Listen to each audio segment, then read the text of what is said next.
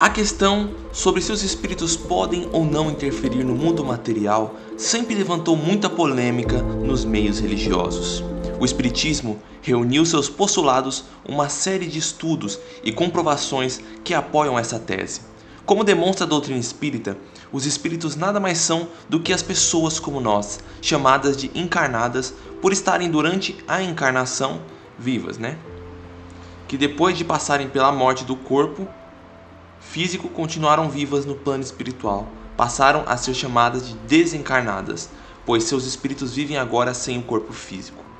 Encontram-se então na verdadeira vida, como disse Jesus. É um lugar muito parecido com o lado material, no entanto com características próprias, que perfazem regiões piores ou muito melhores do que existem na Terra. Mas afinal de contas, o que é a mediunidade? A mediunidade é uma faculdade que permite a comunicação dos espíritos com os homens e que muitas pessoas já trazem consigo ao nascer, independentemente da sua religião ou doutrina. Todo aquele que sente, num grau qualquer, a influência dos espíritos é por esse fato médium. Essa faculdade é inerente ao homem, não constitui, portanto, um privilégio exclusivo. Pode-se, pois, dizer que todos são, mais ou menos, médiuns. Assim diz Allan Kardec no livro dos médiuns. Portanto, ser médium é possuir uma faculdade que permite o intercâmbio com os espíritos. É inerente a todas as criaturas humanas, independente da sua condição moral. A prática mediúnica espírita é aquela que é exercida com base nos princípios da doutrina espírita e dentro da moral cristã. Portanto, em hipótese alguma, o médium poderá cobrar, exigir ou aceitar qualquer forma de recompensa material por essas atividades, assim como o próprio Jesus diz: dai de graça o que de graça recebestes. Os espíritos, encontrando-se no lado espiritual, não têm acesso direto na matéria. Falta-lhes a parte física. Sem ela, é impossível que os espíritos consigam se manifestar visivelmente entre nós. Para que isso possa acontecer, é necessário haver uma ligação entre os dois planos. É então que aparece a figura do médium, ou seja, a pessoa que tem condições de sentir ostensivamente a presença dos espíritos. Então você quer dizer que todas as pessoas são médiums? Sim, todas as pessoas são médiums, pois todos nós somos espíritos, que ainda estamos aqui encarnados no nosso corpo físico. Todas as pessoas são capazes de se comunicar com os espíritos ou sentir eles em algum grau. Cada pessoa varia dependendo da sua intensidade da mediunidade, da sua sensibilidade. Mas então, quais são os principais tipos de mediunidade que existem? Então, vamos falar algumas aqui para vocês. A primeira mediunidade que nós vamos falar é a mediunidade de efeitos físicos. É a mediunidade que se manifesta por efeitos sensíveis, tais como ruídos, movimentos e deslocamento de corpos sólidos. Umas são espontâneas, isto é, independem da vontade de quem quer que seja. Outras podem ser provocadas. São médiuns que são dotados de uma condição especial, dão um certo fluido aos espíritos, denominado-se de fluido magnético. Esse tipo de fluido, somente as pessoas encarnadas o possuem. Diferentemente das outras categorias de médiums, que têm controle das suas faculdades, o médium de efeitos físicos não tem como controlar a sua doação de fluidos para o mundo espiritual. A transmissão fluídica acontece instantaneamente. Na maioria das vezes, o médium não percebe que está doando esse fluido magnético. E alguns cientistas, como o próprio Charles Richet, vencedor do Nobel de Fisiologia, chamam este fluido de ectoplasma, a qual ele criou este nome. Os espíritos só conseguem mover objetos, provocar ruídos ou ficarem visíveis aos encarnados, no caso a materialização, quando eles estão em posse desse fluido magnético. Para tanto, é necessário que haja por perto manifestações, algum médium de efeitos físicos. Ele não precisa estar no local exato em que ocorre o fenômeno, mas precisamente estar nas redondezas.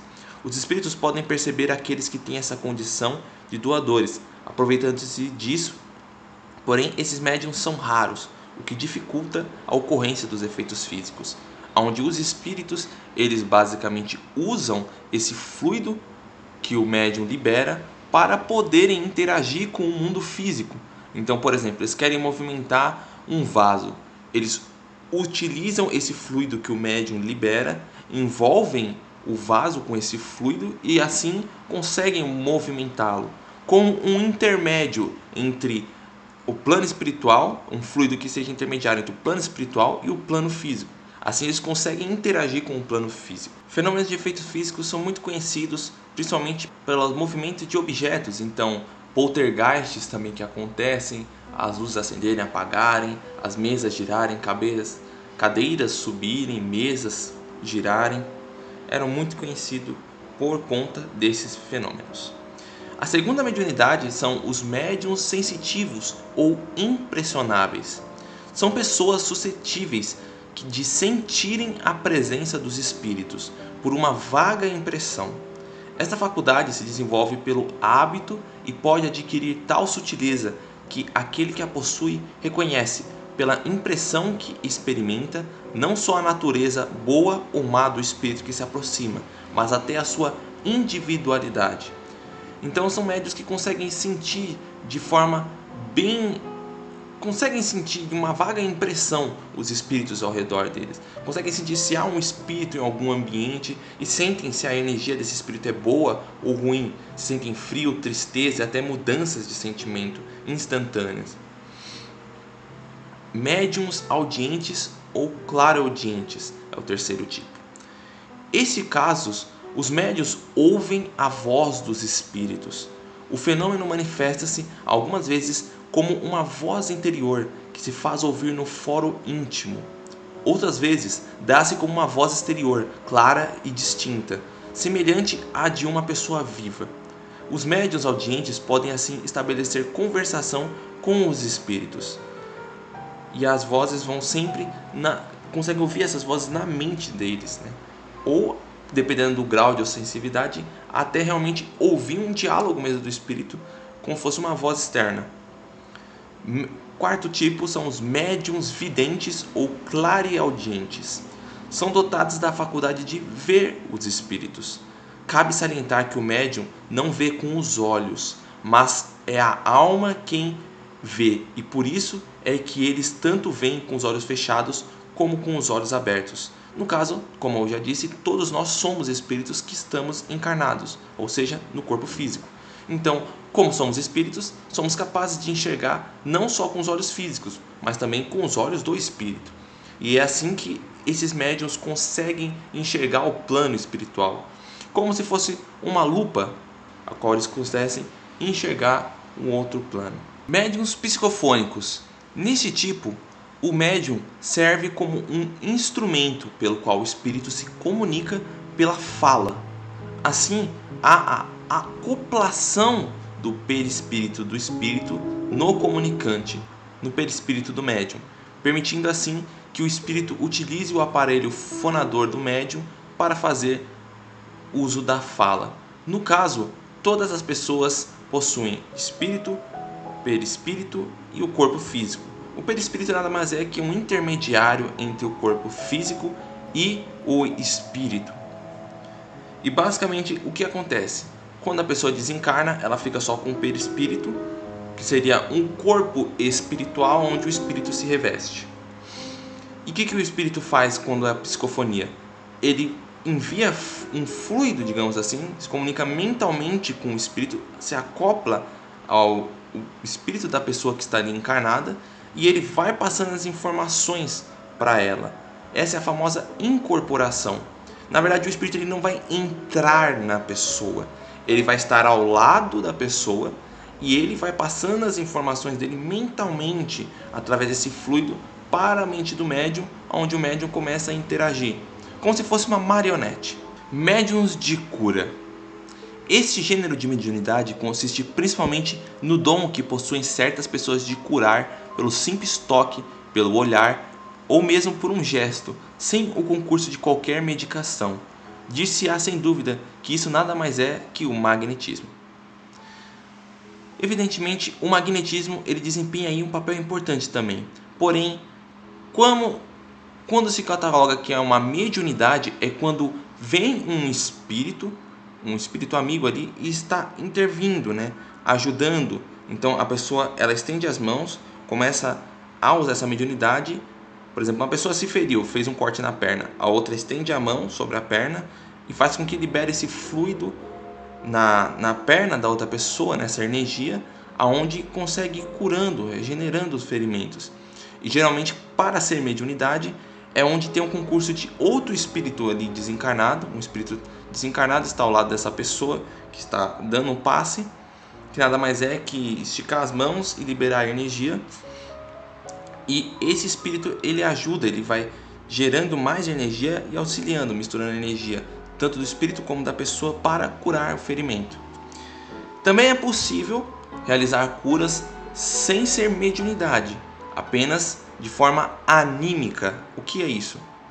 Anímica seria o próprio espírito da pessoa que faz isso. A própria pessoa, como ela já é um espírito, ela emana fluidos, emana energias.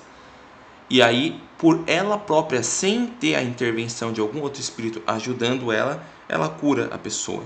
Essa é um pouco da diferença entre os médiuns de cura e também curas com animismo. Médiuns intuitivos são médiuns que, através da transmissão de pensamento de um espírito para o médium, um espírito desencarnado para o médium, ele recebe uma intuição de algo que ele deva fazer, um pensamento, uma ideia inata.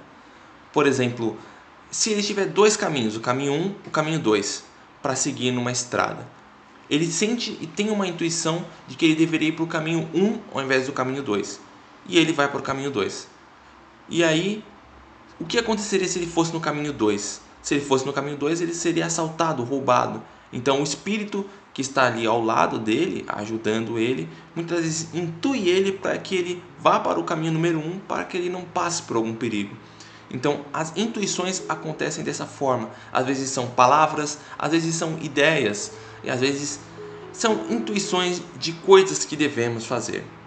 Todavia, é possível reconhecer-se que o pensamento sugerido, por não ser nunca preconcebido, nasce à medida que as coisas vão acontecendo. Então, às vezes é um pouco difícil conseguir distinguir entre o que é o seu próprio pensamento e uma intuição que surge. Médiuns inspirados. Todo aquele que, tanto no estado normal como no de êxtase, recebe pelo pensamento comunicações estranhas às suas ideias preconcebidas, pode ser incluído na categoria de médiuns inspirados também. Estes, como se vê, tornam uma variedade da mediunidade intuitiva, com a diferença de que a intervenção de uma força oculta aí é muito menos sensível. Por isso que, ao inspirado, ainda é difícil distinguir o pensamento próprio do que lhe é sugerido. A espontaneidade é o que sobretudo caracteriza o pensamento deste último gênero. A inspiração nos vem dos espíritos, que nos influenciam para o bem ou para o mal, porém procede principalmente dos que querem o nosso bem e cujos conselhos muito a miúde cometemos o erro de não seguir. Ela se aplica em todas as circunstâncias da vida e as resoluções que devemos tomar. Médiuns psicógrafos ou de psicografia transmitem a comunicação dos espíritos através da escrita. São subdivididos em mecânicos, semimecânicos e intuitivos. Basicamente, nesse caso, o médium ele recebe a mensagem, a comunicação do espírito, e o espírito ele utiliza a mão do médium para escrever mensagens. Um dos médiuns mais conhecidos de psicografia era o próprio Chico Xavier, onde ele escrevia as mensagens a lápis e o espírito ia controlando a mão dele e ia escrevendo. E é dividido em 3 classes. Os mecânicos não têm consciência do que escrevem e a influência do pensamento do médium na comunicação é quase nenhuma. Como há um grande domínio da entidade sobre a faculdade mediúnica, a ideia do espírito comunicante se expressa com maior clareza. Há casos em que o médium psicografa mensagens complexas, conversando com outras pessoas, totalmente distraído do que escreve.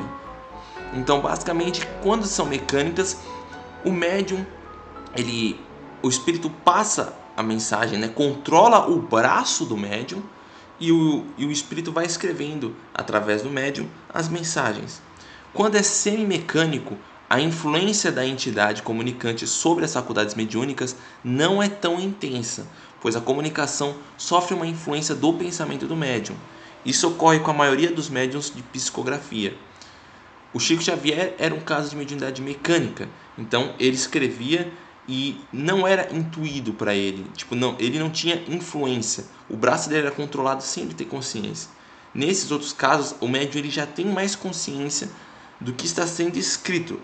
A mensagem é passada para ele e ele vai lá depois e escreve a mensagem.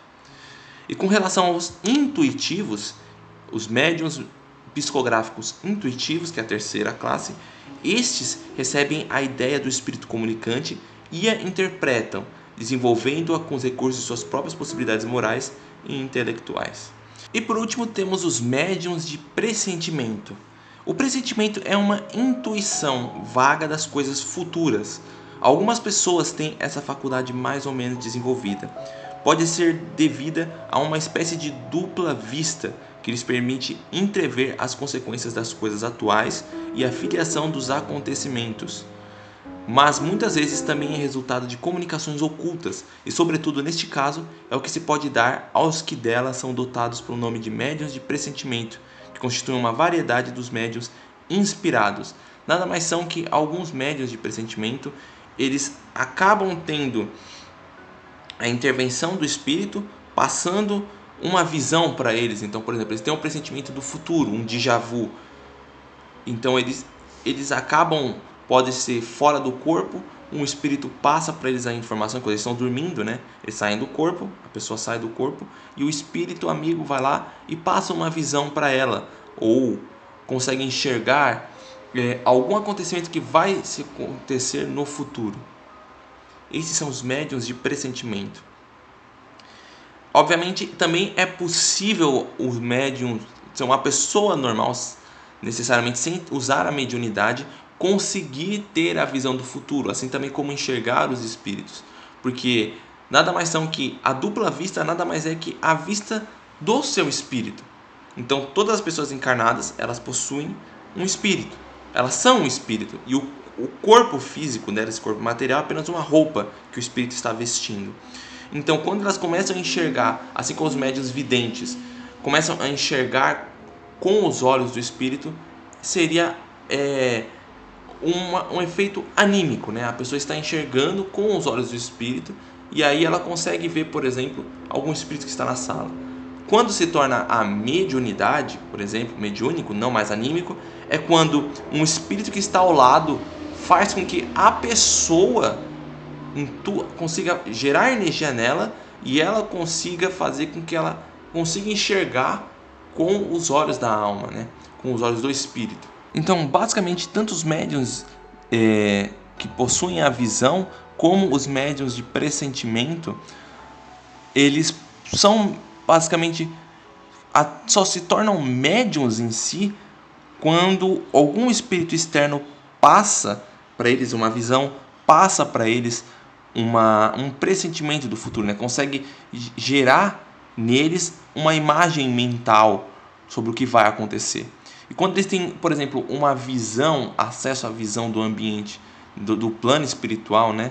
Sem necessariamente ter algum espírito ao lado deles, passando essa visão para eles, né? Quando eles enxergam apenas com os olhos da própria alma, sem a necessidade de algum outro espírito externo passar a visão, é aí que se torna um fenômeno anímico. E só quando tem um espírito externo que passa a visão para eles, ele se torna um fenômeno mediúnico. Por isso que é importante também sabermos distinguir o que são fenômenos anímicos e mediúnicos. Mas isso eu posso trazer em outro vídeo aqui para vocês. Então é isso, galera. Muito obrigado a todos vocês. Espero que vocês tenham gostado. Por favor, ajudem, deem um like, se inscrevam, porque é difícil editar, fazer todos esses vídeos, trazer essas explicações. E comentem aí abaixo o que vocês querem ver, se querem ver mais alguma coisa. E é isso, gente.